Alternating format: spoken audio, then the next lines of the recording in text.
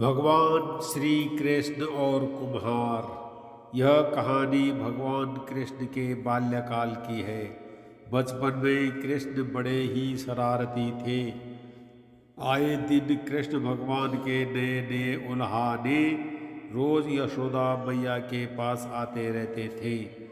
इन्हीं उल्हानों से तंग आकर एक दिन यशोदा मैया छड़ी लेकर कृष्ण भगवान के पीछे दौड़ी थी और मैया से भागते भगाते गोविंदा एक कुम्हार के घर घुस गए। उस वक्त कुम्हार अपने काम में व्यस्त था, पर जब कुम्हार की दृष्टि भगवान पर पड़ी तब वह बड़ा ही प्रसन्न हो उठा। कृष्ण बोले, कुम्हार जी, मेरी मैया बहुत क्रोधित है और छड़ी लेकर मुझे ढूंढ रही है। कुछ समय के लिए मुझे कहीं छुपा लीजिए। कुम्हार भगवान श्री कृष्ण के अवतार स्वरूप से ज्ञात था। उसने तुरंत कृष्ण जी को एक बड़े से मिट्टी के घड़े के नीचे छुपा दिया। कुछ समय पश्चात जब यशोदा मैया ने वहां आकर पूछा, क्यों रे कुमार, क्या तूने मेरे कान्हा को देखा है? तो कुमार ने जवाब दिया, नहीं मैया, मैंने नहीं देखा। कुमार और यशोदा मैया के बीच हो रहा संवाद भगवान श्री कृष्ण गौर से सुन रहे थे। फिर जब माता यशोदा वहाँ से चली गई तब कान्हा बोले, कुमार जी, मेरी माता यदि चली गई हो तो मुझे इस घड़े से बाहर निकालिए। कुमार बोला, ऐसे नहीं भगवान, पहले आपको मुझे वचन देना होगा कि आप मुझे 84 लाख योनियों के बंधन से मुक्त कर देंगे।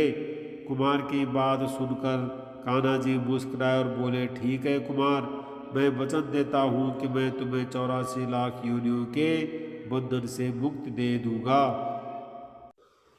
अब तो मुझे बाहर निकालो। कुम्हार बोला, मुझे अकेले को नहीं महाप्रभु, मेरे पूरे परिवार को भी 84 लाख योनियों के बंधन से मुक्त करने का वचन दीजिए, तो ही मैं आपको घड़े से बाहर निकालूंगा।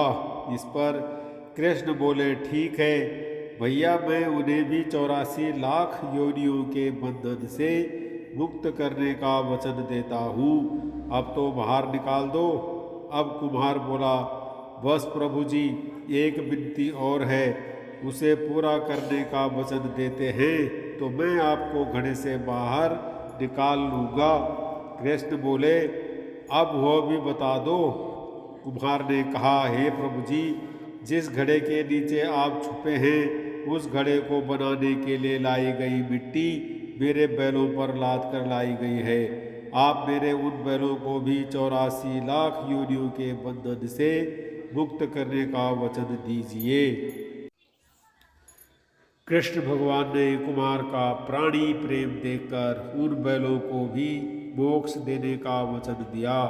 कान्हा बोले, लो, तुम्हारी सभी इच्छाएं पूरी हो गई हैं, अब तो इस घड़े से मुझे बाहर निकाल लो। इस बार कुम्हार बोला, अभी नहीं भगवान, बस एक अंतिम इच्छा शेष रह गई है, और वह यह है कि जो भी जीव हम दोनों के बीच हुए इस संवाद को सुनेगा उसे भी आप इस जन्म और मृत्यु के चक्र से मुक्त कर देंगे।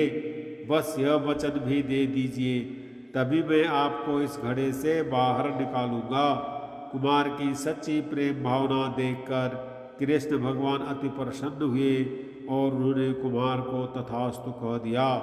फिर जाकर कुमार ने बाल कृष्ण को घड़े से बाहर निकाला, उनको साष्टांग प्रणाम करके उनके चरण धोए और वह चरण अमृत प्राशन करके अपने पूरे घर में उसका छिड़काव किया।